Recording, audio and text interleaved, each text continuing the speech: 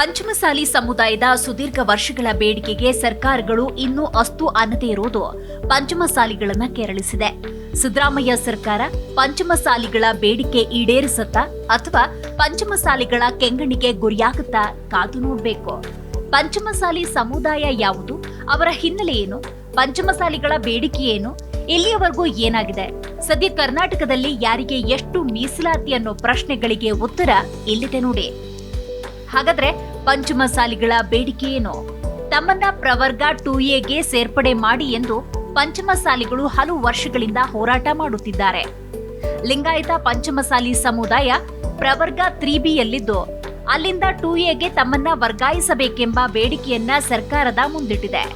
Category 3Bಯಲ್ಲಿರೋದ್ರಿಂದ ಉದ್ಯೋಗ, ಶೈಕ್ಷಣಿಕ ಕ್ಷೇತ್ರಗಳಲ್ಲಿ ಪಂಚಮಸಾಲಿ ಯುವಕ ಯುವತಿಯರಿಗೆ ಅನ್ಯಾಯವಾಗ್ತಿದೆ ಎಂದು ಪಂಚಮಸಾಲಿ ಸಮುದಾಯ ವಾದಿಸ್ತಾ ಇದೆ. ಅದಲ್ಲದೆ ಈಗಾಗಲೇ ಸುಮಾರು 34 ವೀರಶೈವ ಲಿಂಗಾಯತ ಒಳ ಪಂಗಡಗಳು 2A ಮೀಸಲಾತಿ ಹಕ್ಕನ್ನ ಅನುಭವಿಸ್ತಾ ಇವೆ. ಆದರೆ ಕೃಷಿ ಮೂಲ ಕಸುಬು ಮಾಡ್ತಾ ಬಂದಿರುವ ಪಂಚಮಸಾಲಿಗಳಿಗೆ ಮೀಸಲಾತಿ ಸೌಲಭ್ಯ ಸಿಗ್ತಾ ಇಲ್ಲ. ಇದರಿಂದ ನಮ್ಮ ಮಕ್ಕಳ ಭವಿಷ್ಯಕ್ಕೆ ಅಡ್ಡಿಯಾಗ್ತಾ ಇದೆ. ಈ ನಿಟ್ಟಿನಲ್ಲಿ 2A ಮೀಸಲಾತಿ ಕಲ್ಪಿಸಬೇಕು ಎಂದು ಹೋರಾಟ ನಡೆಸುತ್ತಿದ್ದಾರೆ.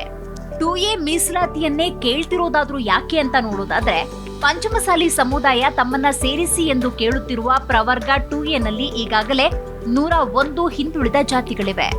ಅದರಲ್ಲಿ ಸುಮಾರು 6% ಕುರುಬರು 2Aನಲ್ಲಿ ದೊಡ್ಡ ಜಾತಿಯಾಗಿದೆ. ಅವರು ತಮ್ಮನ್ನ STಗೆ ಸೇರ್ಪಡೆ ಮಾಡಿ ಎಂದು ಹೋರಾಟ ನಡೆಸುತ್ತಿದ್ದಾರೆ. ಅತ್ತ ಅದು ಕೂಡ ನಿಧಾನವಾಗಿ ಹೋರಾಟ ನಡೀತಾ ಇದ್ದು ಯಾವಾಗ ದೊಡ್ಡದಾಗುತ್ತೋ ಗೊತ್ತಿಲ್ಲ. ಇನ್ನು ಸದ್ಯ ಪ್ರವರ್ಗ 3Bಯಲ್ಲಿ ಪಂಚಮಸಾಲಿಗಳಿರೋದ್ರಿಂದ ಲಿಂಗಾಯತ ಸಮುದಾಯದ ಬೇರೆ ಜಾತಿಗಳು ಹೆಚ್ಚಿನ ಮೀಸಲಾತಿ ಪಡೆಯುತ್ತಿವೆ ಅನ್ನೋ ಆರೋಪ ಇದೆ. ಆದ್ದರಿಂದ ಕ್ಯಾಟಗರಿ 2Aಗೆ 15% ಮೀಸಲಾತಿ ಇರೋದ್ರಿಂದ ಪಂಚಮಸಾಲಿಗಳು ಆ ವರ್ಗಕ್ಕೆ ವರ್ಗಾವಣೆಯಾಗಬೇಕು ಅಂತ ಬಯಸ್ತಾ ಇದ್ದಾರೆ. ಈ ಕ್ಯಾಟಗರಿಯಲ್ಲಿ 101 ಹಿಂದುಳಿದ ಜಾತಿಗಳಿರೋದ್ರಿಂದ ಸ್ವಲ್ಪ ಮುಂದುವರೆದಿರುವ ತಮ್ಮ ಸಮುದಾಯಕ್ಕೆ ಹೆಚ್ಚಿನ ಮೀಸಲಾತಿ ಸಿಗಬಹುದು ಅನ್ನೋ ಆಸೆ. ಹಾಗಾದ್ರೆ ಯಾರು ಈ ಪಂಚಮಸಾಲಿಗಳು? ಲಿಂಗಾಯತ ಪಂಚಮಸಾಲಿ ಜನಾಂಗವನ್ನ ಪಂಚಪೀಠ ಮತ್ತು ಮಲೆನಾಡಿನ ಲಿಂಗಾಯತ ಗೌಡರು ಅಂತ ಕರೀತಾರೆ.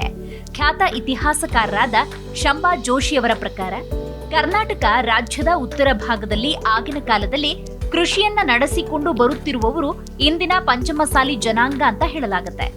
ಜೊತೆಗೆ ಚಾಲುಕ್ಯರ ಕಾಲದ ಕೆಲ ಶಾಸನಗಳಲ್ಲಿ ಪಂಚರಾಜ್ಯಾಧೀಶ್ವರರು ಮತ್ತು ಪಂಚಾಶಲರು ಎಂಬ ಹೆಸರುಗಳಿವೆ. ಹೀಗಾಗಿ ಇಂದಿನ ಪಂಚಮಸಾಲಿ ವಂಶಜರೇ ಅಂದಿನ ಬೃಹತ್ ಚಾಲುಕ್ಯ ಸಾಮ್ರಾಜ್ಯದ ಉದುಕರು ಆಗಿದ್ರು ಎನ್ನೋ ವಾದ ಇತಿಹಾಸ ತಜ್ಞರದ್ದಾಗಿದೆ. ಆದರೆ ಇದರ ಜೊತೆಗೆ ವಿಶ್ವಗುರು ಬಸವಣ್ಣ ಹುಟ್ಟು ಹಾಕಿದ ಲಿಂಗಾಯತ ಧರ್ಮದ ಮೊದಲ ಅನುಯಾಯಿಗಳು ಪಂಚಮಸಾಲಿಗಳು ಅನ್ನೋ ವಾದವನ್ನ ಇತಿಹಾಸ ತಜ್ಞರು ಮಾಡ್ತಾ ಇದ್ದಾರೆ. ಅದಕ್ಕೆ ತಕ್ಕ ಹಾಗೆ ಅನೇಕ ವಚನ, ಜಾನಪದ, ಲಾವಡಿ ಪದ್ಯಗಳಲ್ಲಿ ಇದಕ್ಕೆ ಪೂರಕವಾಗಿ ಅಭಿಪ್ರಾಯಗಳು ಕಂಡು ಬಂದಿದೆ. ಬಸವಣ್ಣನವರ ಪಂಚಾಚಾರದ ಪಾಲಕರು ಎಂದು ಇವರನ್ನ ಕರೆಯಲಾಗಿದ್ದು ಅದೇ ಮುಂದೆ ಪಂಚಮಸಾಲಿ ಎಂದು ಆಗಿರಬಹುದು ಅಂತ ಹೇಳಲಾಗುತ್ತೆ. ಹಾಗಾದ್ರೆ ಪಂಚಮಸಾಲಿ ಸಮುದಾಯದ ಗಾತ್ರವಾದ್ರೂ ಎಷ್ಟು? ಕರ್ನಾಟಕ, ಮಹಾರಾಷ್ಟ್ರ, ಆಂಧ್ರ ಪ್ರದೇಶದ ಕೆಲ ಭಾಗದಲ್ಲಿ ಸೇರಿ 1 ಕೋಟಿಗೂ ಹೆಚ್ಚಿನ ಜನಸಂಖ್ಯೆಯನ್ನ ಪಂಚಮಸಾಲಿಗಳು ಹೊಂದಿದ್ದಾರೆ.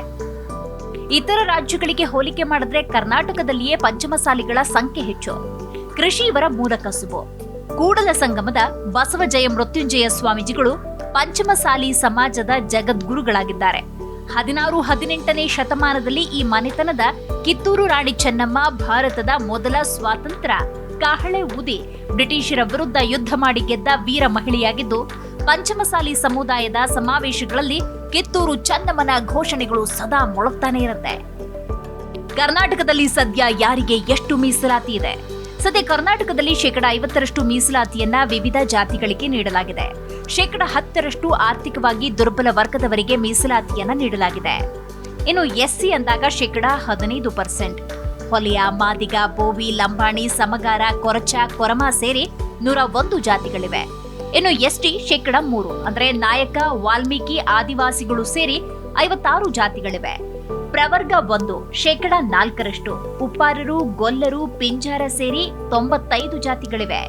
ಪ್ರವರ್ಗ 2A 15%, ಕುರುಬ, ಈಡಿಗ, ವಿಶ್ವಕರ್ಮ, ನಾಮಧಾರಿ, ದೇವಾಡಿಗ, ಮಡಿವಾಳ, ಕುಂಬಾರ, ದೇವಾಂಗ, ತಿಗಳ, ಕ್ಷೌರಿಕ, ಬಿಲ್ಲವ, ಪೂಜಾರಿ, ದೀವರ, ಕಂಚುಗಾರ, ನಾಡವ, ಸವಿತಾ ಸೇರಿ 102 ಜಾತಿಗಳಿವೆ. ಪ್ರವರ್ಗ 2B 4%, ಮುಸ್ಲಿಂ ಮತ್ತು ಒಳಜಾತಿಗಳಿವೆ. ಪ್ರವರ್ಗ 3A 4%, ಒಕ್ಕಲಿಗ, ರೆಡ್ಡಿ, ಬಂಟ, ಬಲಿಜ, ಕೊಡವ ಸೇರಿ 12 ಜಾತಿಗಳಿವೆ. ಪ್ರವರ್ಗ 3B 5%, ವೀರಶೈವ ಲಿಂಗಾಯತ ಮತ್ತು ಈ ಸಮುದಾಯಕ್ಕೆ ಸೇರಿದ ಎಲ್ಲ ಉಪಜಾತಿಗಳಿವೆ. ಪಂಚಮಸಾಲಿ ಹೋರಾಟಕ್ಕೆ ಬಗ್ಗಿದ ಈ ಹಿಂದಿನ ಬಸವರಾಜ ಬೊಮ್ಮಾಯಿ ಸರ್ಕಾರ ಮೀಸಲಾತಿಯಲ್ಲಿ ಹಲವು ಬದಲಾವಣೆಗಳನ್ನ ಮಾಡಿತ್ತು. ಆದರೆ ಸುಪ್ರೀಂ ಕೋರ್ಟ್ ಅಂಗಳಕ್ಕೆ ಮೀಸಲಾತಿ ವಿಚಾರ ತಲುಪಿದ್ದರಿಂದ ಅಂದಿನ ಮೀಸಲಾತಿ ಇದುವರೆಗೂ ಜಾರಿಯಾಗಿಲ್ಲ. ಬಸವರಾಜ ಬೊಮ್ಮಾಯಿ ಅವರ ಸರ್ಕಾರ ಪಂಚಮಸಾಲಿ ಲಿಂಗಾಯತ ಸಮುದಾಯಕ್ಕೆ ಪ್ರತ್ಯೇಕ ಮೀಸಲಾತಿ ನೀಡದೆ ಒಟ್ಟಾರೆ ಲಿಂಗಾಯತ ಸಮುದಾಯಕ್ಕೆ ಇದ್ದ ಮೀಸಲಾತಿ ಪ್ರಮಾಣವನ್ನ ಹೆಚ್ಚಿಸಿತ್ತು. ಪ್ರವರ್ಗ 3Bಗೆ ಇದ್ದ 5% ಮೀಸಲಾತಿಯನ್ನ ಪ್ರವರ್ಗ 2D ಎಂದು ಬದಲಿಸಿ ಮೀಸಲಾತಿಯ ಪ್ರಮಾಣವನ್ನ 7% ಹೆಚ್ಚಳ ಮಾಡಲಾಗಿತ್ತು. ಅಂತೆಯೇ ಒಕ್ಕಲಿಗ ಸಮುದಾಯದ ಮೀಸಲಾತಿಯನ್ನ ಪ್ರವರ್ಗ 3A ನಿಂದ ಪ್ರವರ್ಗ 2C ಮಾಡಿ 4% ಇರುವ ಮೀಸಲಾತಿಯನ್ನ 6% ಹೆಚ್ಚಳ ಮಾಡಲಾಗಿತ್ತು. ಇದಕ್ಕೆ ಮುಸ್ಲಿಮರಿಗೆ 2B ನಲ್ಲಿ ನೀಡಲಾಗಿದ್ದ 4% ಮೀಸಲಾತಿಯನ್ನ ರದ್ದು ಮಾಡಲಾಗಿತ್ತು. ಇದರ ಜೊತೆಗೆ ಎಸ್ಸಿ ಮೀಸಲಾತಿ ಪ್ರಮಾಣವನ್ನ 15% ರಿಂದ 17% ಏರಿಸಿದ್ರೆ ಎಸ್ಟಿ ಮೀಸಲಾತಿ ಪ್ರಮಾಣವನ್ನ 3% ರಿಂದ 7% ಏರಿಸಲಾಗಿತ್ತು. ಇದಕ್ಕಾಗಿ ಸಂವಿಧಾನದ 9ನೇ ಸ್ಕೆಡ್ಯೂಲ್ಗೆ ಸೇರಿಸಲು ರಾಜ್ಯ ಸರ್ಕಾರ ಕೇಂದ್ರ ಸರ್ಕಾರಕ್ಕೆ ಪತ್ರ ಬರೆದಿತ್ತು. ಆದರೆ ಹೊಸ ಸರ್ಕಾರ ಬಂದಿದ್ರಿಂದ ಇದು ಕೂಡ ಜಾರಿಯಾಗಿಲ್ಲ. ಈ ಹಿಂದಿನ ಬಸವರಾಜ ಬೊಮ್ಮಾಯಿ ಸರ್ಕಾರ ಘೋಷಿಸಿದ ಮೀಸಲಾತಿ ಜಾರಿಯಾಗದೇ ಇರುವುದರಿಂದ ಪಂಚಮಸಾಲಿ ಸಮುದಾಯ ಮತ್ತೆ ಹೋರಾಟ ಆರಂಭಿಸಿತ್ತು. ಈಗಾಗಲೇ ಹಲವು ಬಾರಿ ಸಿದ್ದರಾಮಯ್ಯ ನೇತೃತ್ವದ ಸರ್ಕಾರಕ್ಕೆ ಮನವಿ ಸಲ್ಲಿಸಿದ್ರೂ ಕೂಡ ಪ್ರಯೋಜನವಾಗಿಲ್ಲ. ಹೀಗಾಗಿ ದೊಡ್ಡ ಮತ್ತು ನಿರ್ಣಾಯಕ ಮಟ್ಟದ ಹೋರಾಟವನ್ನ ನಡೆಸ್ತಾನೆ ಇದೆ. ಉತ್ತರ ಕರ್ನಾಟಕ ಭಾಗವಾದ ಬೆಳಗಾವಿಯಲ್ಲಿ ವಿಧಾನಮಂಡಲ ಅಧಿವೇಶನ ನಡೆಯುವುದರಿಂದ ಸರ್ಕಾರದ ಗಮನ ಸೆಳೆಯುವುದಕ್ಕೆ ಪಂಚಮಸಾಲಿ ಸಮುದಾಯ ಪ್ರತಿ ಬಾರಿ ಕೂಡ ಮುಂದಾಗುತ್ತೆ. ಈ ಎಲ್ಲಾ ಬೆಳವಣಿಗೆಗಳ ನಡುವೆ ಸಿದ್ದರಾಮಯ್ಯ ಸರ್ಕಾರಕ್ಕೆ ಮತ್ತೊಂದು ಸವಾಲು. ಹೌದು, ಕರ್ನಾಟಕ ರಾಜ್ಯ ಹಿಂದುಳಿದ ಜಾತಿಗಳ ಒಕ್ಕೂಟ ಪಂಚಮಸಾಲಿ ಲಿಂಗಾಯತ ಸಮುದಾಯವನ್ನ ಹಿಂದುಳಿದ ಪ್ರವರ್ಗ 2Eಗೆ ಸೇರಿಸಬಾರದು ಅಂತ ಆಗ್ರಹಿಸಿದ್ದಾರೆ. ಹಾಗಾಗಿ ಸಿದ್ದರಾಮಯ್ಯ ಸರ್ಕಾರ ಬಿಕ್ಕಟ್ಟಿಗೆ ಸಿಲುಕಿದ್ದು ಮುಂದೆ ಏನಾಗುತ್ತೆ ಸದ್ಯದ ಕುತೂಹಲವಾಗಿದೆ.